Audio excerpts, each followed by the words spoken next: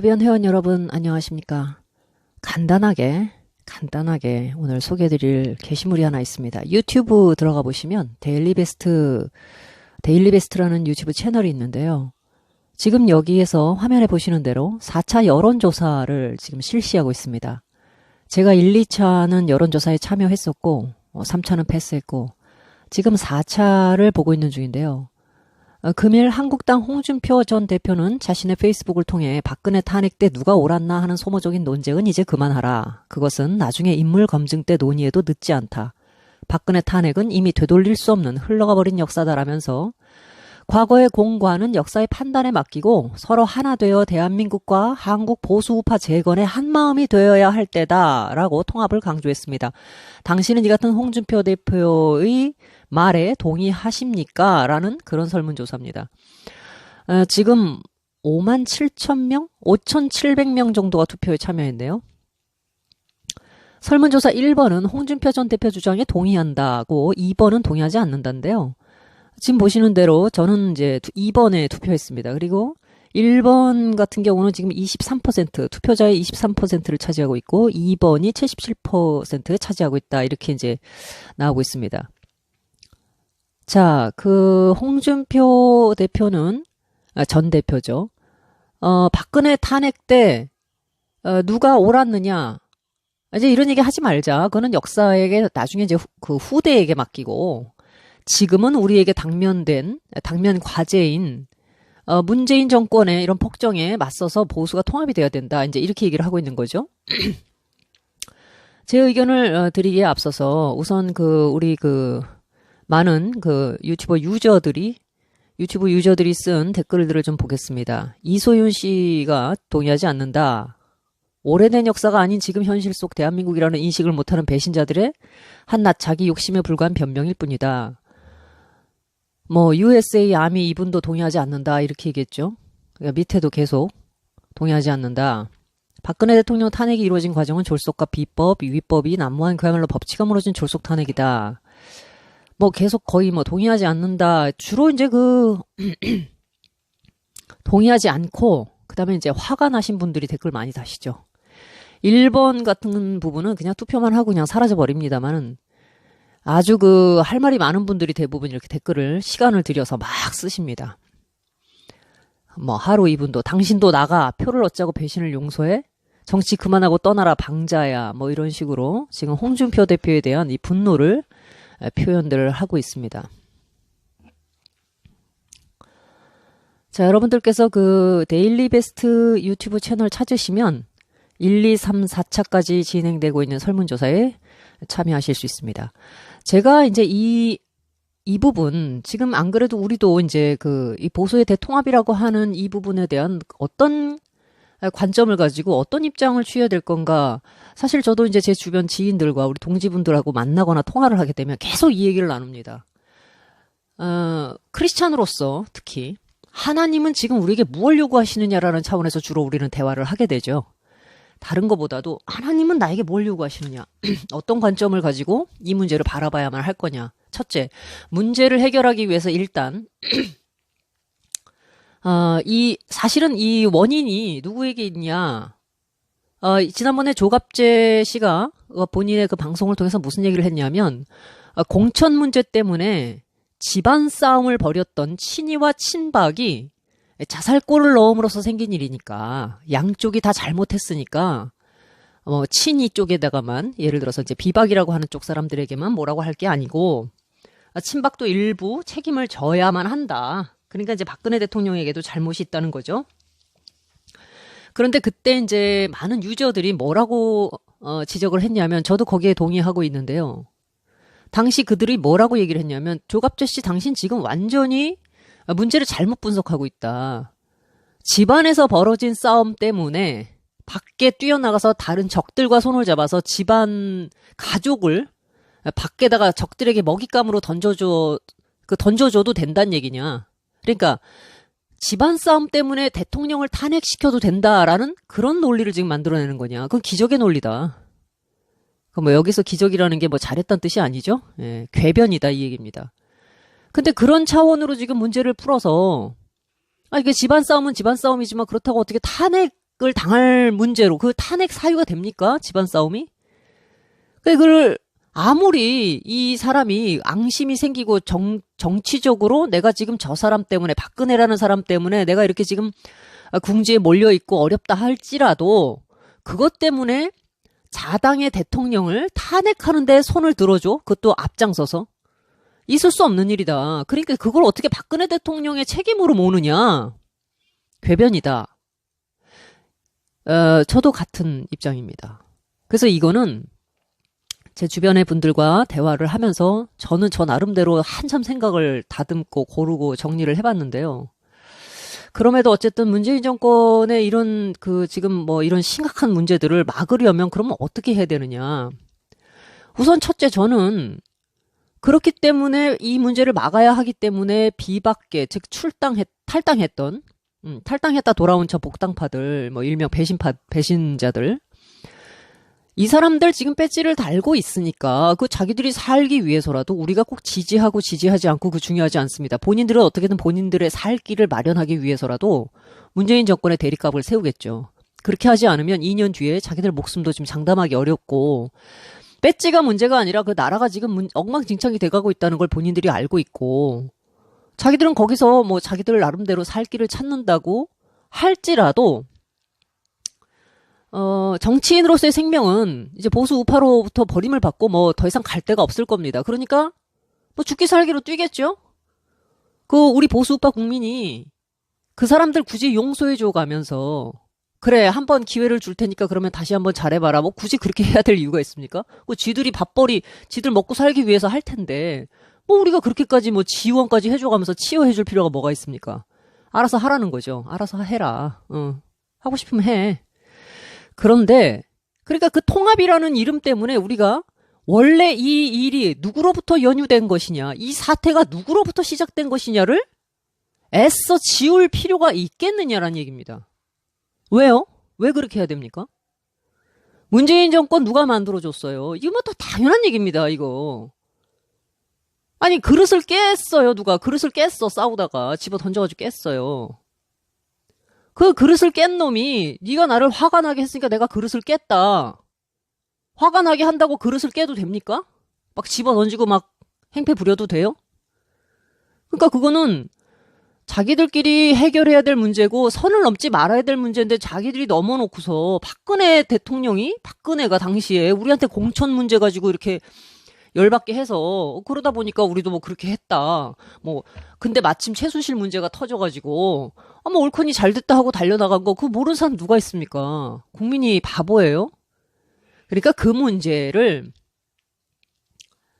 어찌됐든 국민들이 지금 묻고 있는 건 그겁니다.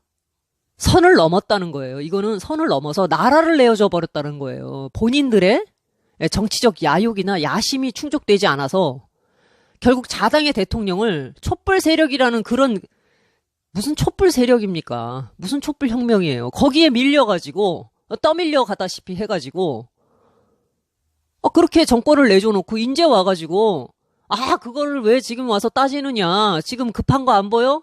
문재인이랑 김정은 저 둘이 붙어가지고 말이야 나라를 들어먹으려고 하는 거 안 보여? 지금 그런 거 따질 때야?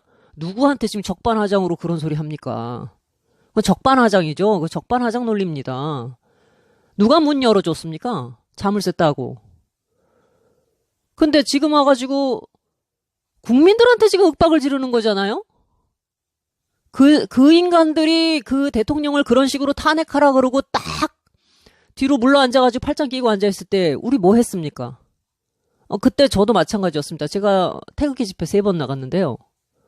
한겨울에 그 눈발 날리는 그 겨울을 지금도 제가 잊지 못합니다. 제 인생에 아마 처음 느꼈던 감정 같아요. 내가 진짜 대한민국 국민이구나. 사실 그런 거 별로 생각하지 않고 살았죠. 근데 2016년 12월 24일 밤 제가 시청 광장 앞에 거대한 크리스마스 트리 앞에서 우리 페이스북에서 만났던 젊은 동지들과 함께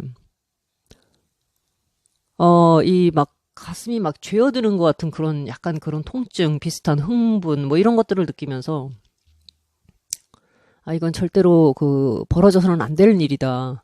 할 수만 있다면 어떻게든 이 마지노선을 지켜야 되겠다라고 생각하고 그 자리에 서 있었던 기분이 그때 그 느낌이 지금도 생생합니다. 근데 어쨌든 그런 일들을 정치인들이 벌였고 국민들은 그 누수를 막기 위해서 이 사람들이 댐을 무너뜨렸기 때문에 자기들 몸으로 그 댐을 막으려고 다 뛰어나갔던 거 아닙니까, 우리가. 어떻게든지. 근데 지금 그 국민들이 그렇게 막으려고 애를 썼고 그 다음에 하나의 세력을 만들어가지고 정당까지 이제 출범시켰잖아요. 그리고 태극기 집회를 어쨌든 계속 조롱을 하든 뭐 눈이 오든 비가 오든 뭐 내부에서 뭔 일이 있든 간에 어쨌든 끝까지 정말 고집스러울 정도로 저 태극기 집회를 끌고 갔습니다. 그래서 지금 태극기 집회는 어쨌든 뜨거운 감자가 될 정도로 그 존재감을 확실하게 지금 부각시키고 있는 거 아닙니까? 정치권에다가. 이 효용성이 뭐 얼마나 있었네, 뭐, 어쨌네 하는 그런 뭐 여러 가지 평가를 일단은 차치하고라도요. 근데 그 정치인들이라고 하는 것들이 처음에는 지들이 탄핵을 딱 시켜놓고 난 다음에 도대체 어떤 국민을 향해서 말했는지 모르겠지만, 자기들 정치적으로 그 정치인들 만들어주고, 했던 그 보수 국민들은 아주 무시하고, 태극기 집회를 아주 무시하고, 박사모라 그러면서, 무시하고 박사모가 안 될 수가 없죠. 그때 당시에는 박사모 아닌 사람들도 박사모 카페를 찾아 들어갈 정도였습니다. 검색을 해서 어떻게든지 힘을 보태려고. 그러니까 모든 국민을 다 박사모로 만들었는데 그 박사모가 바로 보수우파 국민이에요. 착각하지 마십시오. 그렇게 해서 태극기 집회가 되었던 보수우파 국민을 처음에는 조롱했죠. 철저하게 조롱했습니다.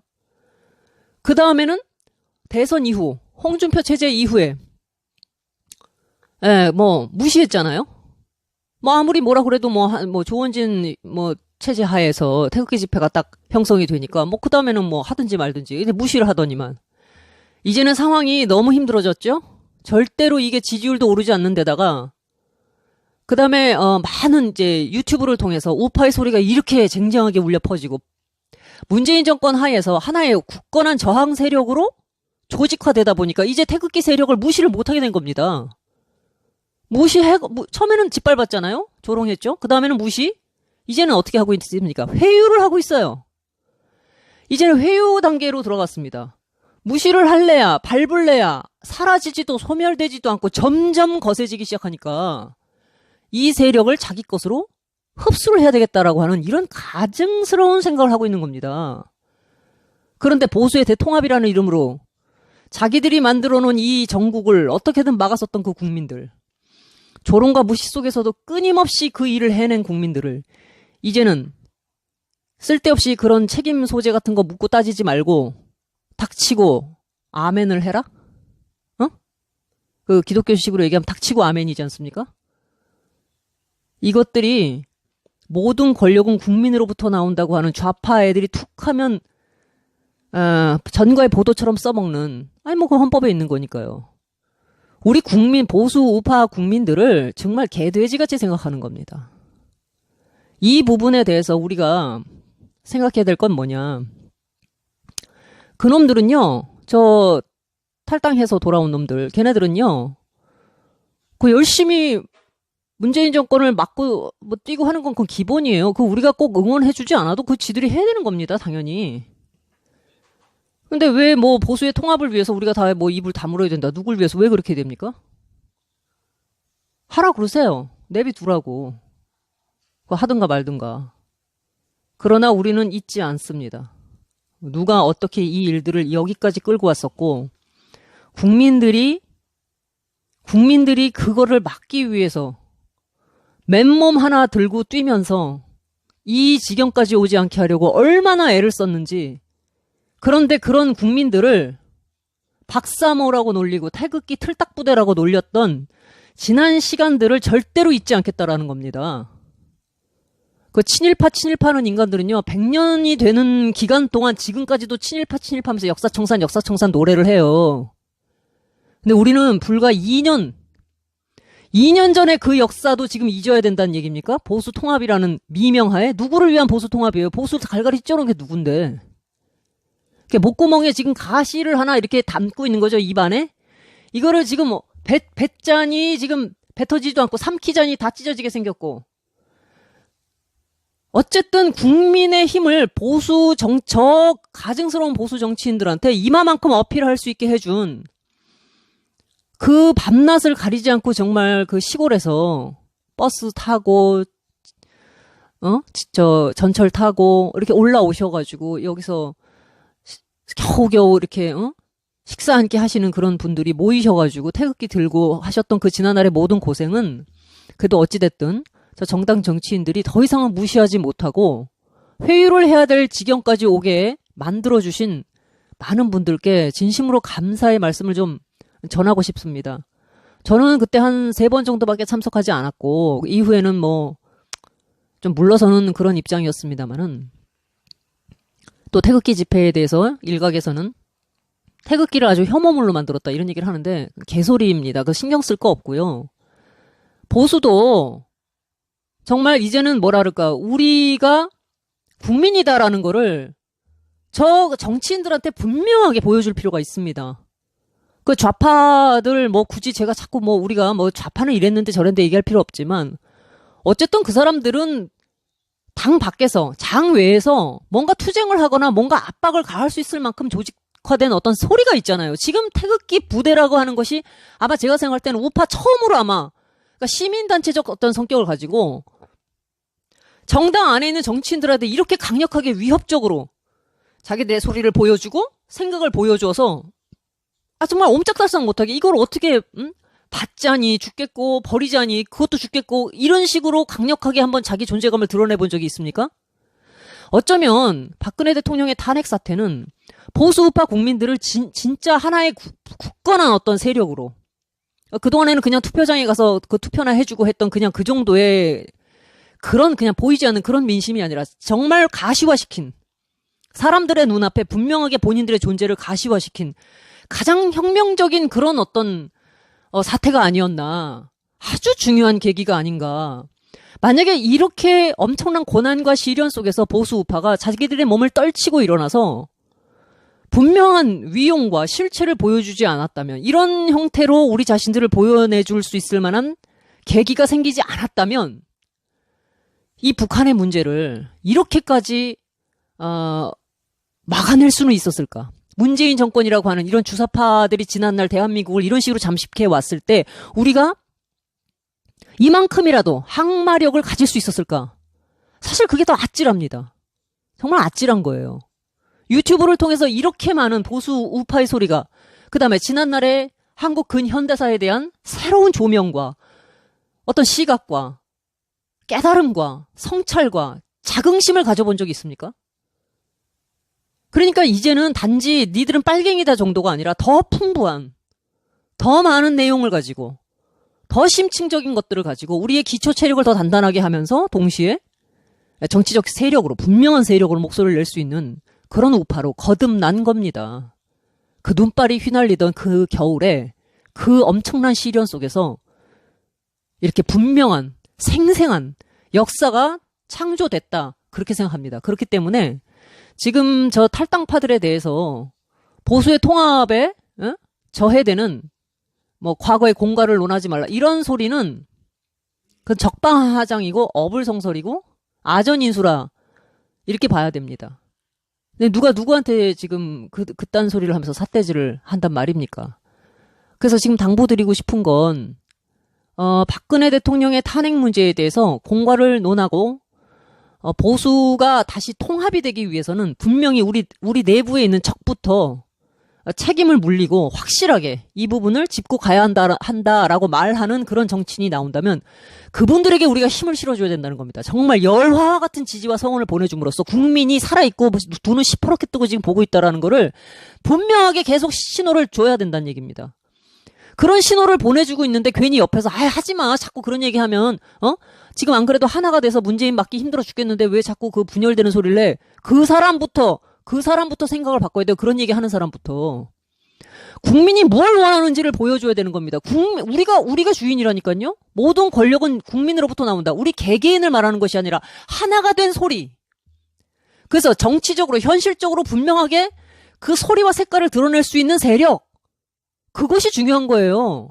구슬이 서말이면 뭐합니까? 꿰어야 보배지. 하나하나 나달갱이의 개인이 권력의 주인이라는 얘기가 아니에요.